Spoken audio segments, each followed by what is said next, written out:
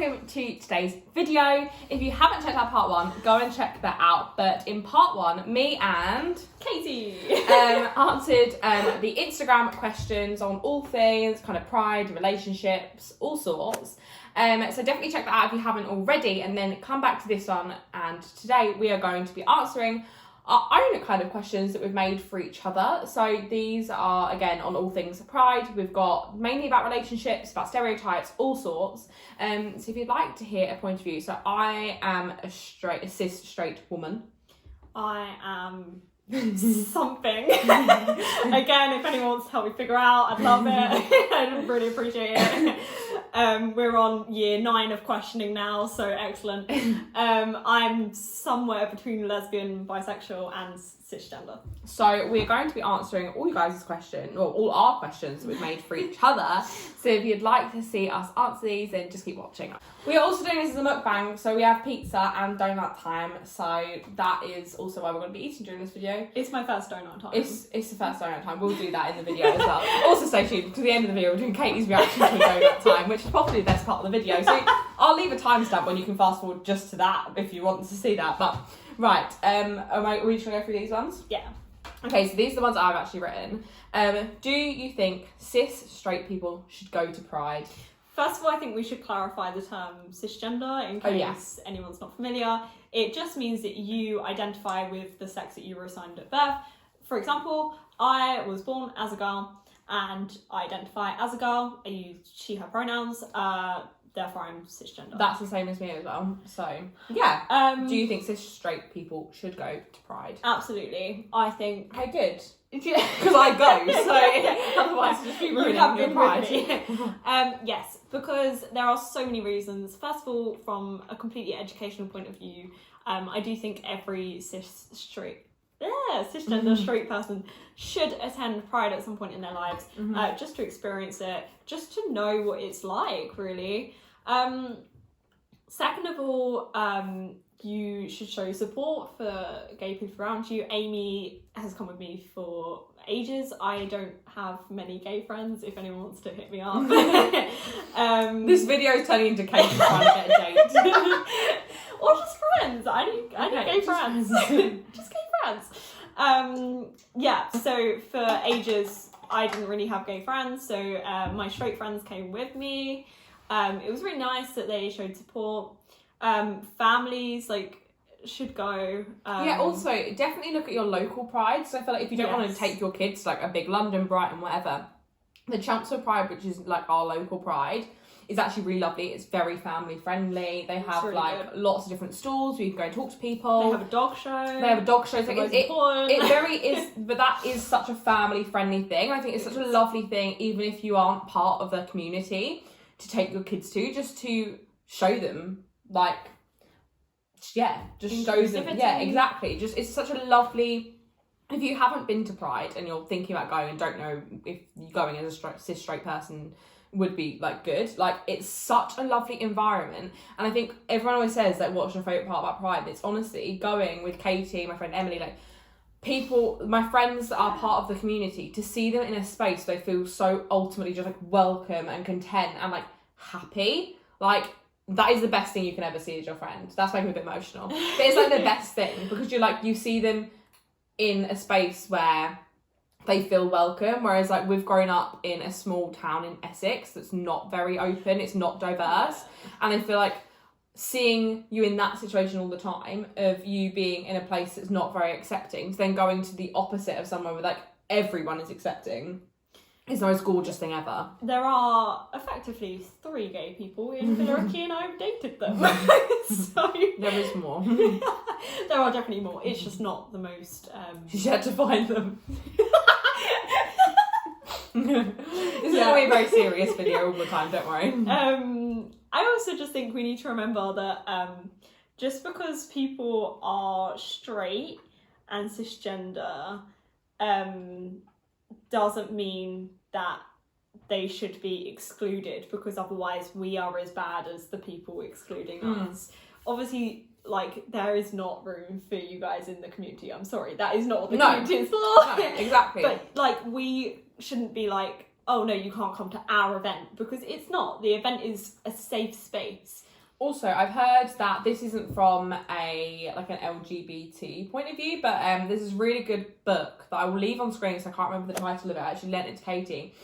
And that was more about being an ally in the fight against racism. But she basically said that the marginalised groups have had to fight, and they've had to put up they're having to put up the fight and do the protest and do all this stuff while facing the problems that they're protesting against.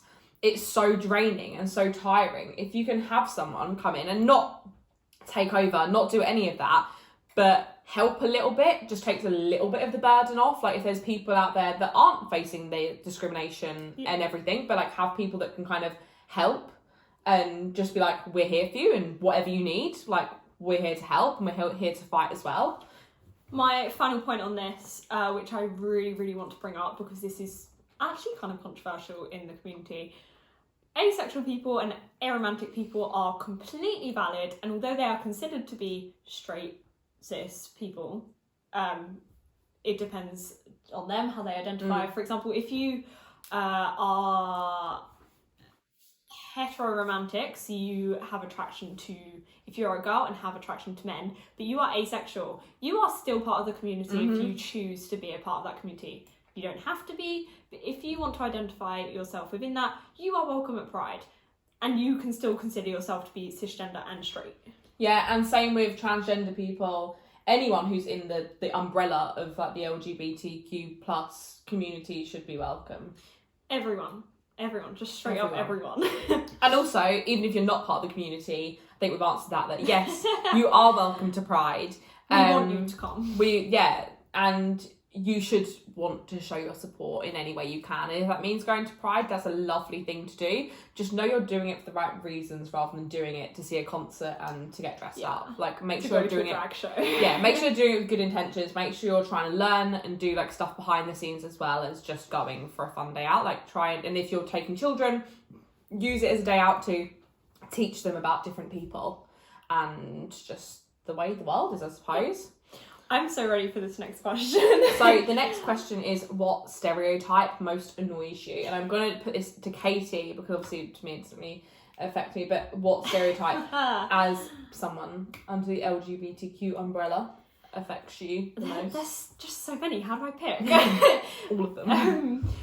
My least favourite stereotype is people automatically assuming that I will be attracted to them just because I'm gay.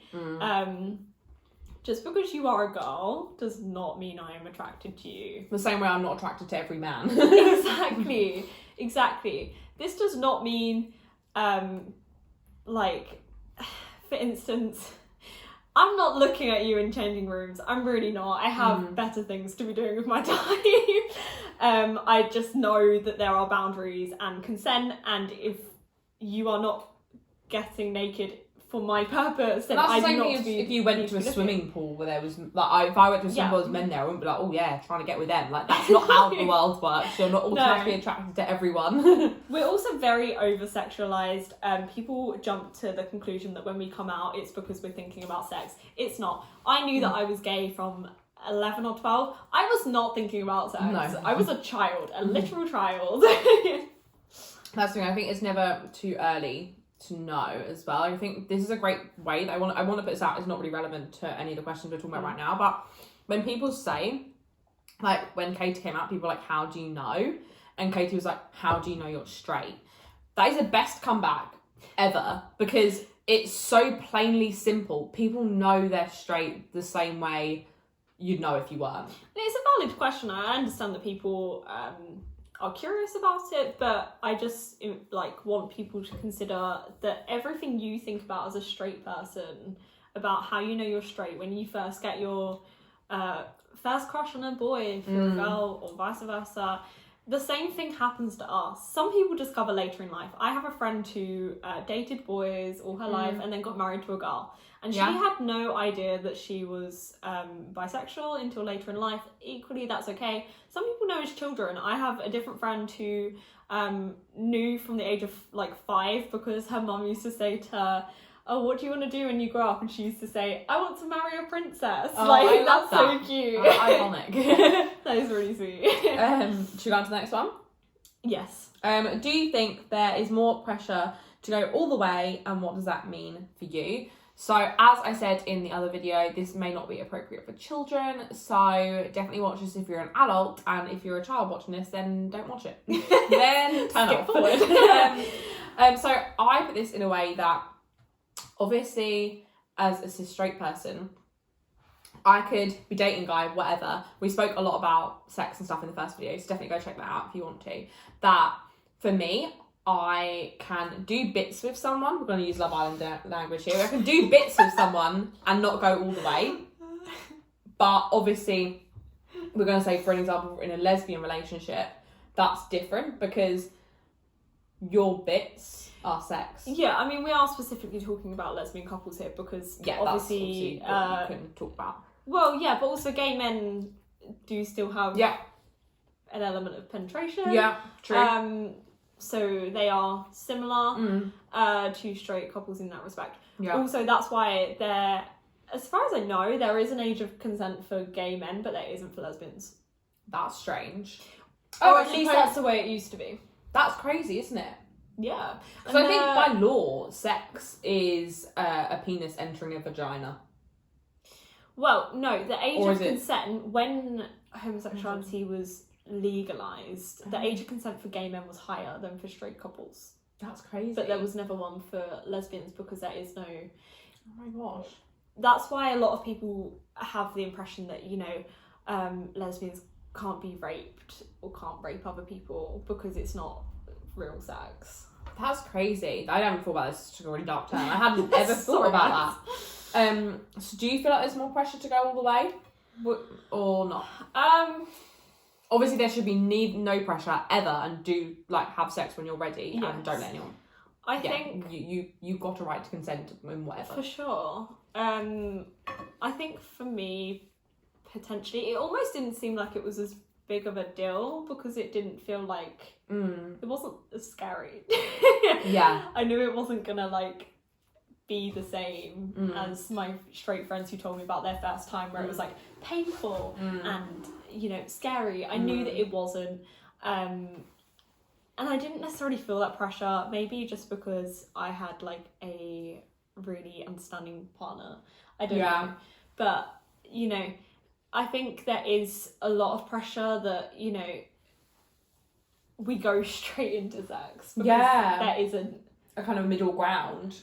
No, because I spoke about this a little bit in the first video, but to do with what we actually consider as sex. Yeah.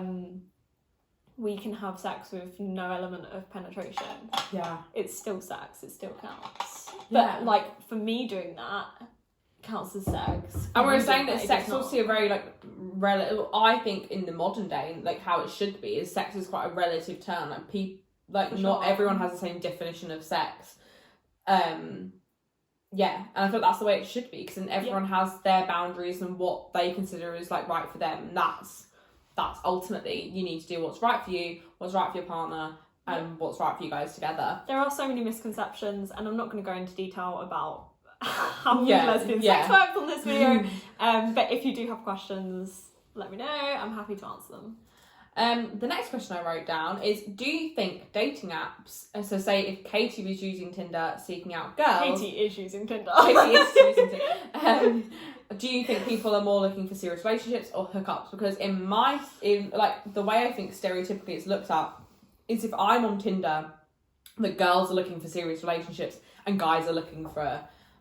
hookups. Yeah, hookups. And I think that's normally the way people assume it is, which is not in most situations on Tinder. And either way, if some men want serious relationships, some women want a hookup. So it's very different. But I just wondered if you feel like on girl Tinder, as we're going to call it, if it's different.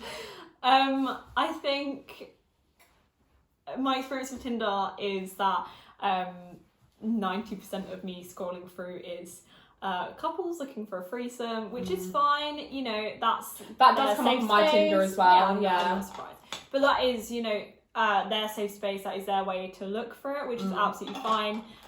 There's also a lot of bi-curious girls who are looking for someone to help them work out if they are or not. And so there is a lot of hookup culture and, sexualized people. Do you find that bi-curious people, do you feel a bit like then you're getting used a little bit as a tool to find out which way? Or do you find that's fine, you don't like... I don't think there's anything wrong with it. I personally am not really the right person for that. But some people are on there to help other people figure that out, and that is absolutely okay. There should be no shame in that. No. I would argue there's two ends. There's no really like middle ground. There's no like real like casual dating as such. It is mostly people looking for sex or people looking for a serious relationship. And when I talk about serious relationship, lesbians go a million miles an hour. We move in after a month. There you go. Heard it here first. Not everyone. I'm obviously exaggerating. So. So next one is, did you feel pressure to come out before you even knew what your sexuality was? I mean, we've already discussed this at the start of the video. You still don't know, which is absolutely fine. You never have to put a label on it. Year 9 of questioning and I still don't know. I decided to come out not knowing because I wanted people to stop setting me up with boys. It was so annoying. I also decided to come out because I was dating from the age of 15, 16 and therefore it was relevant for me to come out. I have some friends who still aren't out or have just decided they are not coming out at all and that they will just bring someone home. Good for them. That is such an amazing, sassy way, it seems. It's not sassy, but it feels like iconic to do it that way. Well, my ex-girlfriend did that and I don't think it went as planned. I feel like it's a very risky move. It is quite a risky move, but... I think it's up to you ultimately when you come out. Just make sure that it's with people you trust. Don't get pushed out of the closet. That's actually like leading on really nicely. The next question I wrote down is, what piece of advice would you give to someone looking to come out or has just come out or just kind of figuring out stuff? So if you are looking to come out, my advice would be, it doesn't matter what other people think ultimately, because you will have people that tell you your sexuality isn't real. You will have people telling you you are too young to know. That's okay. Any of those things are okay. Maybe you are too young to know. Maybe you change your mind. Maybe you think you're lesbian now and you turn out to be bisexual later. It really does not impact anyone else's lives. No. It doesn't matter to Amy if I'm dating girls. It really does not. It does not affect my life. No, it's not their life choices. They aren't the ones living that life. Therefore, they should have no opinion. Yeah. If someone's disrespectful to you, they don't need to be in your life anymore, as far as I'm concerned. If you've just come out, my advice is the same as my advice about sex earlier. If it was right for you at the time, then it was the right decision. No matter how it went, no matter, like, I sit here now and I think, oh, I wish I'd come out later. Maybe I shouldn't have come out in school. It wasn't the easiest experience, but ultimately it worked for me at the time. And so I have to figure out a way to be okay with that. And I am, because it had its benefits, even if it had its disadvantages. Yeah, that's really good. My next question is, how can I support my LGBT plus friends? I feel like this also links together with the next question about how do you feel that LGBT plus community could better educate? Yeah, I feel like that probably is the answer then, surely. Yeah. I would say to support your gay friends, your LGBT friends, it's just education. A fun fact about me is I am a major activist. I love knowing everything about the community. I love researching all the different sexualities and educating myself better on transgender rights and issues, because I am not educated to speak on their behalf. I don't have their experiences. I am not living their life. Therefore, I can't, talk for them. But I like to learn about it and figure out what I can do to support them. Yeah. And ultimately that's what you guys can do. One time I went to Amy's house with our other friend and we sat there for a good hour with me writing down different genders, sexualities and quizzed them about what they meant, what the flags were, that kind of thing. Which also, I want to put this in there, I don't know if you all agree, but if you are part of the community, you don't need to be teaching these people. They should want to do it themselves. Yeah. But if you feel like you want to, in Katie's situation, it was a fun thing. You didn't feel any pressure that they're like, you need to teach us this. I'm a bit of a nerd. Because it's not your LGBT plus friends' job to teach you. You should educate yourself. You should. But if you want to know stuff and they're happy to help you along that way, then that's fine. Like, but questions it's not are your job. welcome. Mm-hmm. Another thing you can do to support us is look into what businesses and companies are supporting us and which ones are Just the putting a opposite. rainbow on their yeah, thing and so not some of doing them anything. are like performing activists. I hate that so much. Just putting a flag up on your Instagram page. I personally, this is going to kind of go a bit off topic, but I find that I prefer, if you've stuck around my channel before, you'll know that I'm really into sustainable fashion.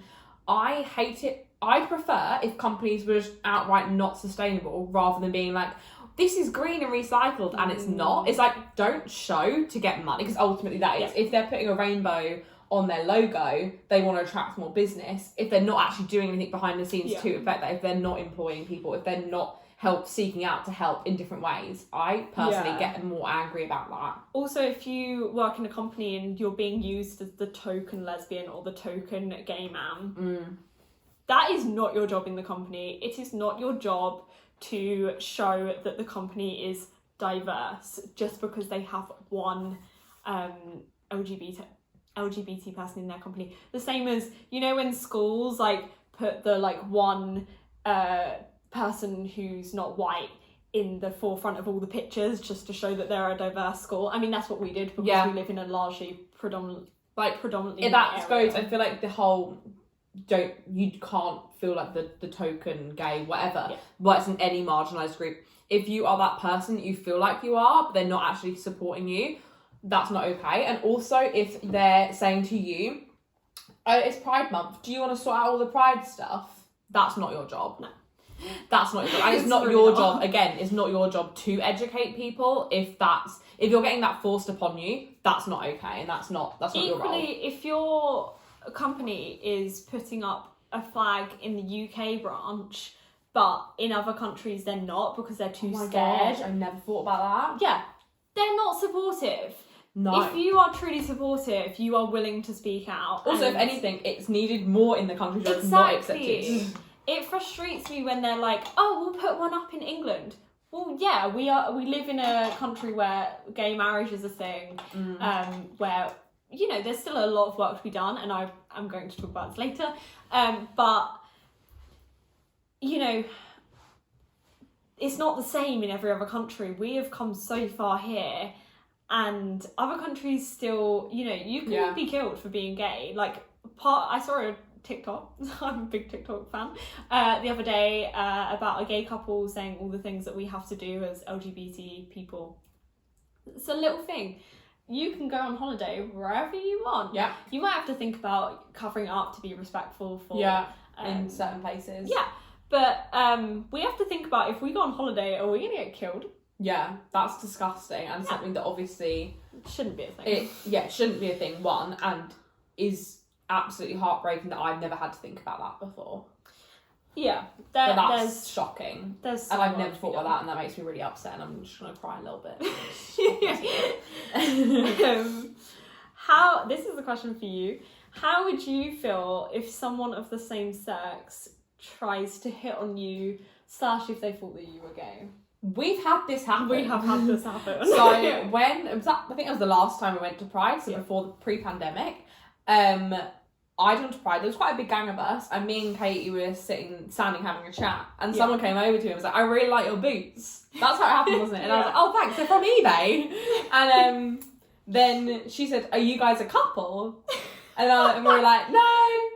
And then I don't even know what happened. I think she then tried to talk to me. Yeah, then she was like, oh, I can't remember what she said. I think she asked for your number or something. And I was like, oh, I've got a boyfriend. She was just like, oh, sorry. I didn't care at all. I just didn't know what to say. I didn't want to be rude. But the same way, if a guy came up and asked me for my number and I wasn't going to give it to him anyway, it'd be the exact same situation if a guy came up to me and asked for my number and I was like, oh no, sorry. Like, to me, that's it is the exact same level of like Yeah. Yeah, It's no the same different as to if me. like a guy hits on me. Yeah. It's exactly the same. Like I'm not interested, but obviously like there's no way to know that. It's just considered more taboo. Do you think that, I don't know if this is true, but my thought is a man might not feel so much that's a compliment if another guy, so if a straight man had a gay man come up to him, whatever, and ask for his number, I feel like that maybe has more of a, they might feel worse about that. I don't know if that's true, that may be completely wrong, but I feel like if a woman comes up and asks for my number, I'd say that's the exact same if a man came up and asked for my number. You'd like be in flattered. terms of, yeah, I'd be flattered. You'd be I'd be like, like, that's "Thank you." really lovely. But I don't know if a guy would take it though, if a straight man had that happen. If that, obviously we've not got a straight man here to vocalise that, but I feel like that may be different. So I feel like maybe that's something we haven't obviously been able to explore, but I feel like that may be a different situation for some people. I think if you truly are supportive of the community and you know, if you are completely accepting, then you should not be offended if someone of the same sex flatters you. That goes for men as well. I appreciate that, you know, it makes you feel a little bit uncomfortable sometimes. It takes some getting used to. Also, it's uncomfortable if anyone comes up and asks you a number and you don't want to give it to them. Like, I find that uncomfortable. Not that it happens very often. But I find that uncomfortable in any situation a bit. Like, it's still like awkward if you don't want to give someone your number. There's still that level of awkwardness. But just think as well about how much it takes for us to like shoot our shot, to be hitting on you. That takes a lot of courage, same as it takes a lot of courage for straight people to hit on each other and approach someone. It's even harder when you're approaching someone. How are we supposed to know if someone else is you don't know, gay? No one knows that I'm gay. I never get hit on. Could someone hit on me, please? No, I'm gonna put a little number thing of how many times Kate is just asking for dates. Take a shot every time Kate's asking for dates. No, but like, there is no way to know. You do just have to shoot your shot sometimes. Yeah, but the same way that can happen for anyone that shoots a shot for anyone. But I feel like it's maybe because everyone assumes people are straight and kind of until told otherwise, or until they deem it as like obvious or whatever. Like it then obviously makes it harder. I feel like. Yeah, definitely. Was this the question you had for me? Yeah, about as a straight person, like what would you say based on your knowledge? Yeah. Are the differences of dating for us? So, differences. So, we actually had a brief conversation about this on the train, and I honestly, maybe very naively, think it's the same. It should be the same. Surely. I feel like, coming from my point of view, like, it should be the same. I understand, actually, I'm saying it, I feel like it's the same, that I can walk down the street holding a man's hand and won't get any looks. Won't have any extra attention. I mean, my favourite hobby is absolutely doing it to frustrate all the people around me. It's really fun. So I suppose that would be the only thing, but I'd assume maybe that you feel like there's more negative attention on you that wouldn't happen if you were in a straight couple. Yeah, I would just say like the world is designed for straight people, and therefore dating for us is a little bit different because we have to like insert ourselves into that. So for instance, when I go out with a girlfriend, people often think we're friends, which is really funny, and then we like to play a game about who has to pay, who does the waiter or waitress put the bill in front of. Because if you've noticed as well, like everyone look out for this. I really noticed it when I went to Rome with my partner at the time. Everyone gave the bill to him. Yeah. Which I thought was like rude. I'm here, I can pay. I feel like in the UK it's more of a centre of the table situation. It is, yeah. Or maybe sometimes go more towards the man. But I find in general it's normally the centre. But in Rome, I don't know if this is in lots of European countries, they gave it to him. They didn't give it to me. As if that was like absolutely awful, that the thought that someone might split a bill or the woman might pay. Yeah. But, yeah. I mean, we tend to like take in turns. There's a whole thing about who should pay. A lot of my friends always say like, oh, the man should pay on the first date, and I'm like, I'll pay on the first date, I don't care. I don't care either. So then we play a game about who gets to pay based on who the bill gets put in front of. Yeah. Which is kind of fun. It is just a different a different world because you know, there's a lot that we need to figure out, finding places that are LGBT friendly. Yeah, and I suppose meeting each other's families can be more difficult depending on who's really accepting and who's not. About as well, how to actually find gay people. Yeah. It does not happen. Yeah. I have such trouble just finding anyone really who is like outwardly gay. Yeah. The last question I would like to address is what we in the UK can do to improve LGBT lives. Should I shut the notebook? Is this the notebook? The notebook question's done. We're on the last question. Then we're trying the donuts. Oh my gosh, I'm so excited.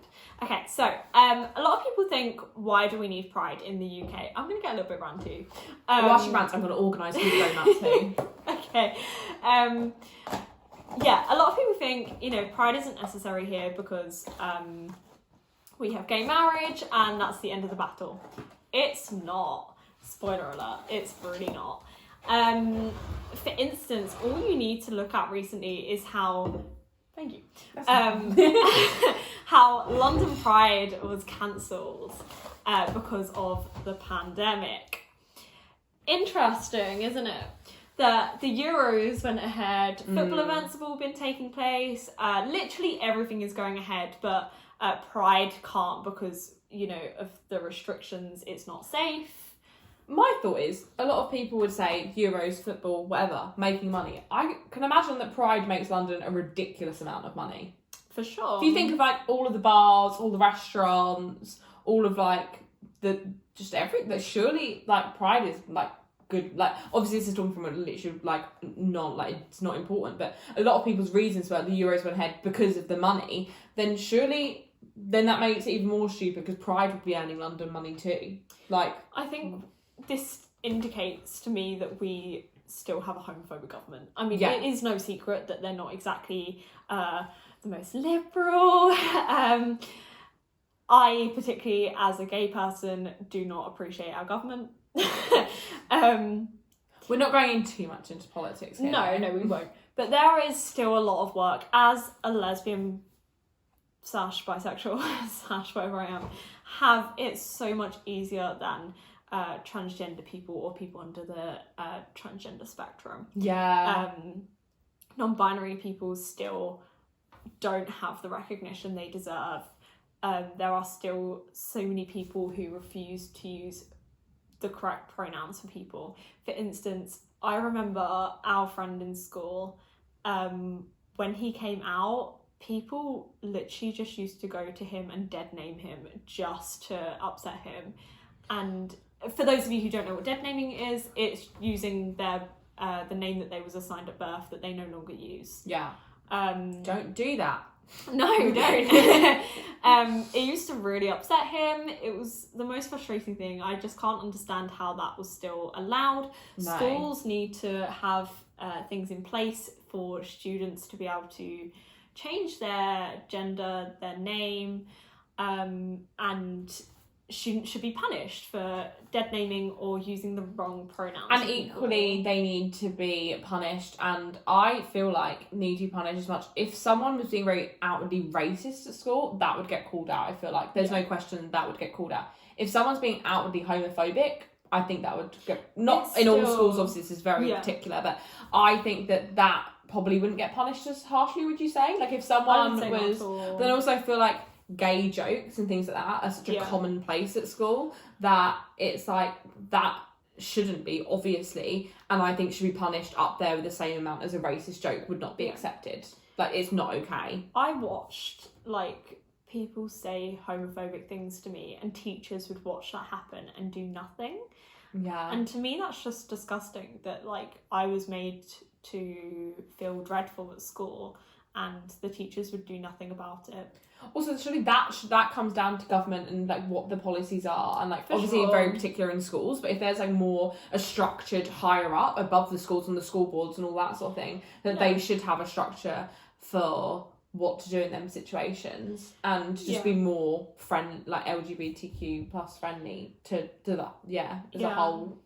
Yeah. And even though, you know, transgender people have a lot more rights than they used to, there's still so many issues for transgender people getting the treatment that they need. So getting hormones, getting surgery. I actually watched Jamie Dodger, who I mentioned in the last video as well. I'll leave his YouTube up here. He's a very famous YouTuber, but he's a trans man. And he was saying that, I watched his video today, and it was saying how it was basically about people saying that people are trying to transing our children, which obviously isn't a word and is not right anyway. And he was like, so many children are on such a long waiting list that they miss the time they can take puberty blockers because it's such a long waiting list because it's so under, what do you call it? Underfunded. Is that sounds wrong. Underfunded. They don't have enough money in that sector. If someone has the correct word, that's no. They don't have, like, but yeah, I feel like there is definitely a lot more work to do in the UK. Yeah, for 100%. sure. People need support. Like, there's a big debate about whether children should be allowed to transition. Obviously, as well, neither of us are trans, so can't talk from personal opinion. But please also, do you watch feel like transgender YouTubers who can better inform you about yes, but do you find as well that the whole support for anyone under the LGBTQ plus umbrella needs to be better, like the mental health support, the like inclusivity in general, and like just I feel like there's a lot more work to be done.